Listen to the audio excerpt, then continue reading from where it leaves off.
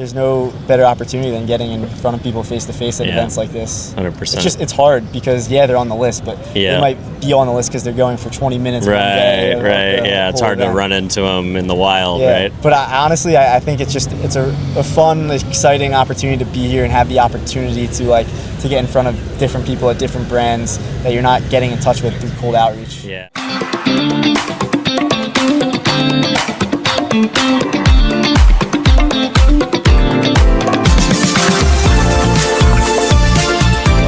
What's up, everybody? Welcome back to another edition of the Ad Podcast. We've got Jack Adler, the CEO of Out to Win, an exciting tech play in the NIL space if you want to recruit college athletes, the exploding world of growing social media athletes across Division I schools and really across college campuses all over the country, right? They're not always D1 players. Yeah, I mean, it's been a little since we caught up, but now even beyond NIL and the general athlete influencer space. Let's so go. We just awesome. Had a cool NBA Finals campaign, Super Bowl campaign, so we're growing into the broader sports influencer marketing space. That's amazing. So are you working with kind of traditional athletes, or when you go into the broader sports ecosystem, are you working with former players, fans, influencers that are fans of certain teams, or tapping into directly into athletes themselves? It's a little bit of everything. The niche, I guess, that we're operating within is the creator economy of sports. So that can be all of the above of what you just mentioned. It can be creators who just happen to make content that involves a sport, such as like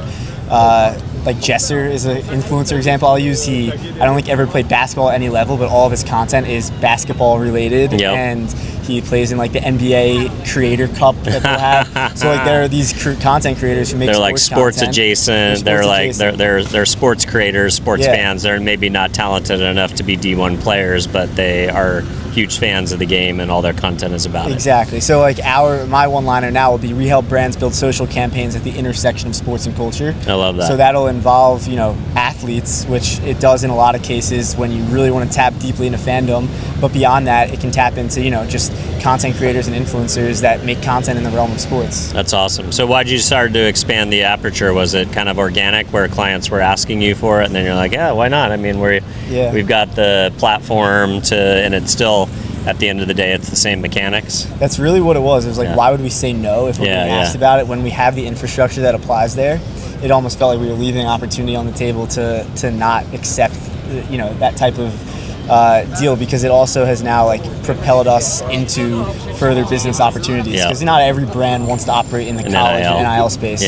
Frankly, I think a lot should and are even considering it thanks to the work we've done in the broader. Yeah, it's kind of a gateway in. If you're tapping into some of these traditional athlete sponsorships and stuff like that are totally something that maybe other brands are used to doing, and then when they get a taste of what you do, it gives you a relationship so you can recommend it in those types of activations and ideas. So tell me more about some of the recent campaigns that you guys have done, kind of tapping into athletes and influencer culture in and around the sports that are kind of been elevating the game outside of the NIL game.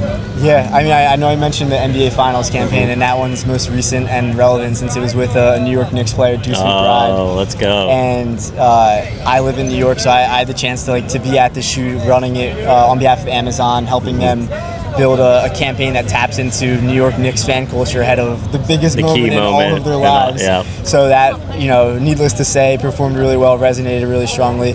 Amazon has a fan shop, so they actually help sell merch for. They want to drive jersey sales, hats, with the New York Knicks, the NBA. So Deuce McBride was promoting Knicks fan gear online, and again, needless to say, the sales did a really strong job of promoting further purchasing and interest from Knicks fans.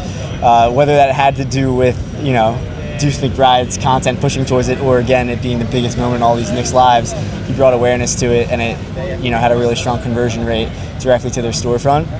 But beyond that, I think it's been really cool to see how consumer products fit into the world of athlete content, because it's in a lot of cases products that they're already engaging with. Yeah, like energy drinks, supplements, good Olipop food. is one that we had a really cool campaign with, where it was a March Madness campaign, so it was 12 of the top athletes across men's and women's tournament, and they're just integrating Olipop into how they're getting ready for the tournament. A lot of them like we're asking for more product because they genuinely love it and we're already drinking it anyways. And it naturally just resonates with the audience because it fits so organically in the content that they're already posting. I love it. So tell us a little bit more about startup life. Where are you guys in fundraising? Where are you guys in your journey? Yeah, so we raised about $1.5 million a year ago. Nice. So we're about a year out from that fundraise. We just opened our first office space in New York City. Let's go. Which I'm very excited about. And it's been a crazy journey because we started as a managed service company helping brands hands-on build campaigns.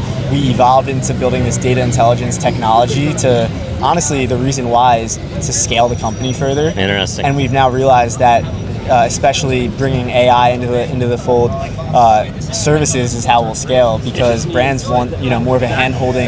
Yeah, they don't want to do it themselves. They don't want to do it themselves. So what's interesting? But it's important. But they don't want to do it themselves. But they love when you have a strong technology layer and you can show that you have a data-driven, data-assisted, and especially an AI-assisted approach. So we've come full circle. Interestingly, now we're a tech-enabled agency bringing it all together. And just spot on what you said, it wouldn't be as successful if we didn't have the tech and data layer because frankly that's also what's allowing us to instill confidence behind the decision making because we're finding diamonds in the rough, we're finding the perfect fit thanks to this data intelligence technology that we've built and now we're just using to power our services. I love it. So first can?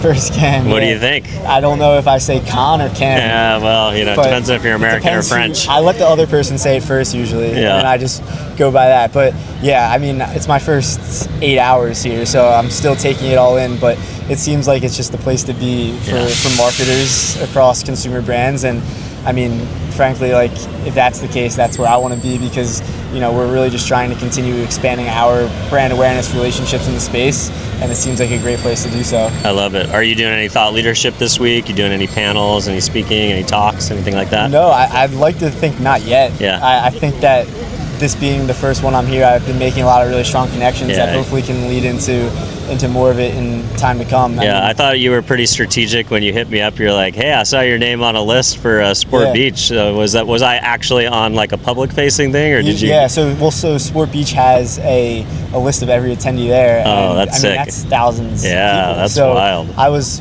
going through that one to find people I knew to I love connect it. with people there. I mean, it's a great connection point, right? It's like you see a name, you're like, oh yeah, I've talked to that guy before. Like I said, I'm riding solo here, so every moment that I'm not hanging out with someone that I've met here or know here, I'm hanging out solo. So it honestly encourages me and motivates me to go it's good. I mean, you get kind of wingmen and stuff. People can show you the ropes if you haven't done it before. So for sure. It's helpful. But to your note, that list has been great just for seeing who's here, not only from people in my network. And people who care about sports, right? People who care about sports, people who are in relevant roles at relevant companies that I've been trying to, get in contact with for a while. There's no better opportunity than getting in front of people face to face at events like this. 100%. It's hard because they're on the list, but they might be on the list because they're going for 20 minutes. Right. It's hard to run into them in the wild, right? But honestly, I think it's a fun, exciting opportunity to be here and have the opportunity to get in front of different people at different brands that you're not getting in touch with through cold outreach. Yeah, in my opinion, cold outreach is kind of dead. I mean, you break through every now and then, but face-to-face events are just so important because there's never been more spam in people's inboxes. There's never been more bots on people's LinkedIn, trolling around. So when you have the opportunity to show up in the real world, it gives you, just that. And also, I think people are open to connection when they come to an event. It's like when they're at home, they've got kids to take to Little League and they've got, laundry to do and they're getting hammered at the office and they've got work to do.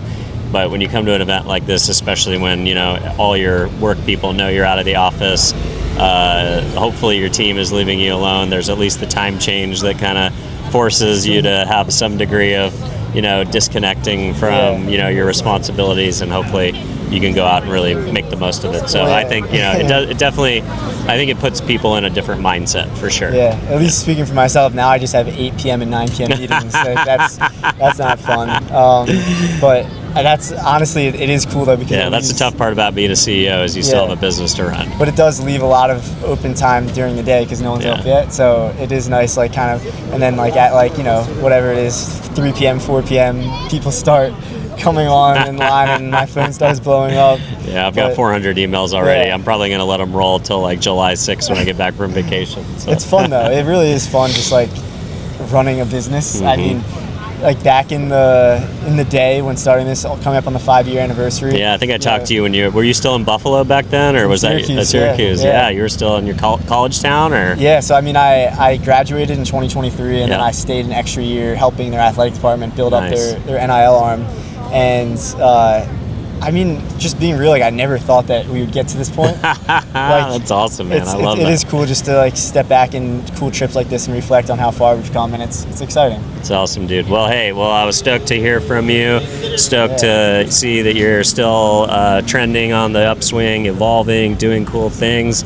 So if folks at home want to connect with you and learn more about all the cool things you're doing in the sports marketing world, where do you want to send people to either stay in touch or follow your thinking, your thought leadership, et cetera? Yeah, I mean, I'd say our website, www.outtowin.io. That's an OUT2WIN. It sucks that I have to like type that. It's all good. We'll link in the show notes. But yeah, we're on LinkedIn. I'm trying to be more and more active on there and just continue building the brand through opportunities like this. So thanks for having me on. Anytime. Thanks for spending some time with us. Rock and roll. On YouTube, finding the right audience to build a media plan requires hours of research. And optimizing campaigns is time-consuming and a bit of a guessing game. That's why we built technology to do it for you. Strike Social.